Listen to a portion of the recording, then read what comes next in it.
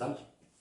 Hoy reflexionaremos sobre el capítulo 1, la creación como templo y la humanidad como imagen de Dios, la unidad del cielo y de la tierra, del libro Resurrección, Esperanza de la Creación en la misión de la Iglesia del Dr. Federico Meléndez. Iniciamos el análisis haciéndonos la siguiente pregunta. ¿Será posible que al leer el textos antiguos, en este caso el dato bíblico del Génesis, con una mentalidad científica moderna, nos esté llevando a un malentendido? Generalmente se intenta obligar a los relatos bíblicos antiguos a responder las preguntas actuales sobre biología o cosmología, y eso es un error. Gran parte de esta perspectiva viene de las investigaciones del Dr. John Walton, un experto del Antiguo Testamento, y que es referente citado por el Dr. Meléndez en su libro. El capítulo describe que el texto bíblico del Génesis fue escrito originalmente para los antiguos israelitas, no para nosotros hoy en día. Así que para captar el verdadero mensaje es necesario ubicarnos en esa cultura antigua, quitarnos los lentes científicos modernos para poder comprender. Los datos preliminares de este capítulo señalan cómo el antiguo pueblo de Israel era parte de las culturas mesopotámicas. Descubrir lo que realmente significa el relato bíblico nos exige entender su literatura, su historia y su arqueología.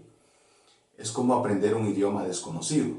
Ahora, no es solo traducir palabras, es un choque cultural que requiere adoptar formas de ver el mundo que son totalmente diferentes a las nuestras. Y esto nos muestra cómo teólogos expertos, como el caso de George Ladd e Ismael Amaya, que también son citados por el Dr. Meléndez, ven la autoridad de estos textos. Ellos hablan de un modelo llamado hecho-palabra. Esto significa que Dios actúa en la historia a través de hechos concretos y luego le da a las personas la capacidad de interpretar esos eventos. Entonces, bajo ese modelo, el texto se considera infalible, ahora estrictamente para enseñar verdades de fe y de conducta, nada más. Es decir que la Biblia no intenta ser un libro científico, utiliza autores humanos inmersos en su propia época y con sus propias limitaciones para poder transmitir un mensaje a través del tiempo o de los milenios. Esto es importante para nosotros porque nos ayuda a comprender la segunda sección, que es la creación funcional, no material, un cambio de paradigma cosmológico.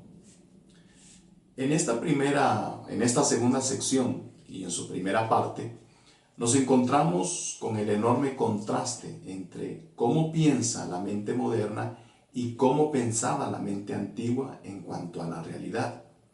Hoy en día, al hablar de caer o de crear algo, se piensa de inmediato en fabricar su materia.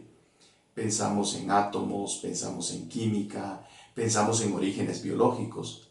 Pero para la mente del antiguo Oriente Próximo, la materia física por sí sola no significa mucho. Para ellos, algo solo empezaba a existir de verdad cuando se le asignaba una función, un rol, un propósito dentro de un sistema ordenado para su sociedad. Entonces, la fabricación de los materiales físicos era lo de menos. Lo verdadero y realmente importante era qué función iba a cumplir esa cosa en el orden del universo. El Dr. Walton lo ilustra utilizando el sol. Para los pueblos de la antigüedad, por ejemplo, el sol no existe en virtud de sus propiedades materiales. Crear el sol era asignarle el trabajo de dar luz, de marcar el tiempo, de organizar las estaciones para nuestro beneficio. Entonces, crear significaba tomar el caos, ordenarlo y darle una función vital. Aquí surge entonces una pregunta. Si el universo no estaba fabricado a nivel material en estos relatos para qué exactamente se estaba organizando funcionalmente con tanto cuidado. Esto nos lleva a la siguiente parte de la segunda sección, el templo cósmico de Dios. La inauguración del espacio sagrado ayuda a pensar en la metáfora de la diferencia entre una casa y un hogar. Podemos construir la estructura física de una casa, levantar las paredes, ponerle un buen techo, pero esa estructura vacía no es un verdadero hogar hasta que alguien finalmente se muda a vivir ahí y le da vida a ese espacio. Bueno, en el mundo antiguo, los templos funcionaban exactamente igual. Se podía construir un edificio arquitectónicamente majestuoso, pero no era un templo real y funcional. Eso sucedía hasta que pasaba por una ceremonia de inauguración y era donde la deidad tomaba residencia en su interior para poder gobernar desde ahí. Y aquí es donde la estructura del texto bíblico cobra un sentido histórico y literario. El capítulo narra el ejemplo del enorme templo del rey Salomón, que después de construirlo requirió un gran festival de inauguración para que dejara de ser solo un edificio y se convirtiera verdaderamente en un templo funcional. Entonces, un lector del antiguo Oriente Próximo, escuchando el relato del Génesis, habría entendido de inmediato de qué se trataba. Reconocería que estaba ante un texto de inauguración de un templo. Esto es una forma de describir teológicamente cómo el universo entero está siendo preparado, ordenado y establecido como el cuartel general de Dios. Y esto nos trae o nos lleva al séptimo día. Es natural o diríamos es común hoy en día soler pensar que después de tanto esfuerzo físico el Creador estaba cansado y necesitaba tomarse un descanso.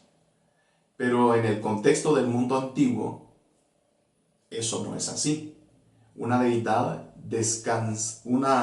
que descansa significa algo diferente. Significa que la crisis del caos ya pasó, que hay una estabilidad absoluta y que la deidad por fin sube a su trono dentro del templo para tomar el mando y poder gobernar. Entonces, básicamente, sería como sentarse en la silla principal de la sala de control del universo para mantener el orden de forma activa y también de una forma constante. Ahora bien, si resulta que todo el cosmos es un templo sagrado, recién inaugurado, ¿qué papel juega la humanidad dentro de este inmenso espacio? Esto nos lleva a otro dato importante que lo encontramos en la tercera sección de este capítulo. Sacerdotes del templo cósmico, la humanidad como imagen de Dios. Hay un contraste social y teológico en la historia antigua. En las culturas vecinas como Babilonia o el antiguo Egipto, a los humanos se les veía como esclavos. Se creía que los dioses los habían creado con el único propósito de servirles. Y esa imagen de la deidad era reservada única y exclusivamente para los faraones o los reyes. En el relato del Génesis se marca una diferencia radical para su época, porque le da una dignidad inmensa y sin precedentes a toda la humanidad. ¿Por qué? Porque establece a la humanidad. Y mire qué interesante, ¿en qué sentido? Que todos y cada uno de los seres humanos llevan esa imagen divina. Entonces, los seres humanos no fueron creados para ser esclavos, sino para ser vicerregentes y sacerdotes encargados de administrar el orden cósmico. Visto desde esa luz, el jardín del Edén no es un simple manual de agricultura o paisajismo antiguo, como describe el doctor Meléndez en este capítulo. Es la descripción de un espacio sagrado donde el cielo y la tierra se unen en perfecta comunión.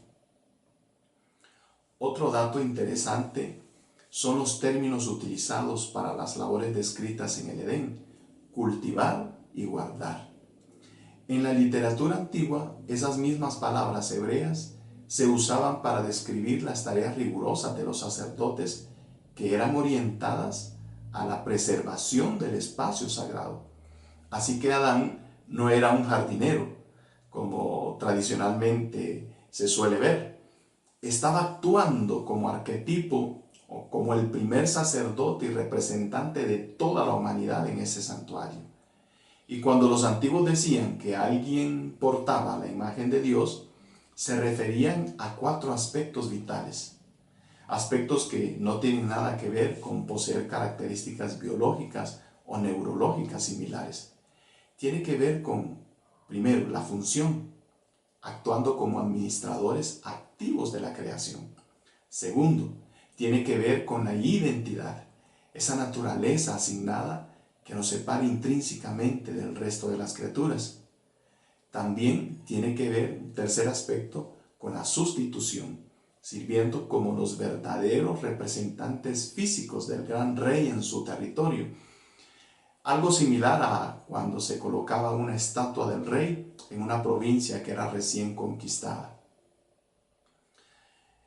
Un aspecto final tiene que ver con la relación, que es esa capacidad única para nosotros los seres humanos de mantener una comunión directa con el Creador. O sea, que se habla de un rol administrativo y sacerdotal, en estos 4 aspectos. Ahora bien, esta narrativa nos documenta que este acuerdo inicial tan perfecto sufrió una fractura. La humanidad intentó usurpar la autoridad de la sala de control de ese templo cósmico, y el resultado fue la pérdida de ese espacio sagrado original del Edén. Pero vemos, al seguir leyendo el capítulo, nos damos cuenta de que todo el resto de la historia es un esfuerzo continuo y triunfal por recuperar esa estructura del templo perdida. Se ve primero a través de todo el meticuloso diseño del tabernáculo de reunión o el tabernáculo móvil en medio del desierto, y posteriormente con el establecimiento de los templos físicos permanentes en Jerusalén. Todos estos monumentos representan los intentos de Dios por rescatar ese espacio sagrado, restaurando de esa manera el lugar donde pudiera habitar y gobernar íntimamente entre su pueblo una vez más. Entonces, al entender que estos textos antiguos no intentaban ofrecer datos científicos o químicos, sino presentarnos al cosmos entero como un templo majestuoso, un lugar diseñado para que el Creador habite y donde a toda la humanidad se le ha delegado ser los guardianes de ese espacio sagrado, nos queda una reflexión final.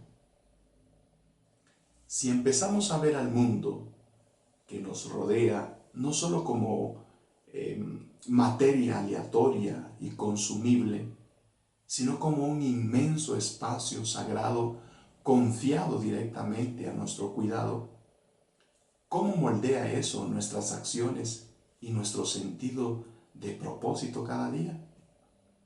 Les leo en los comentarios.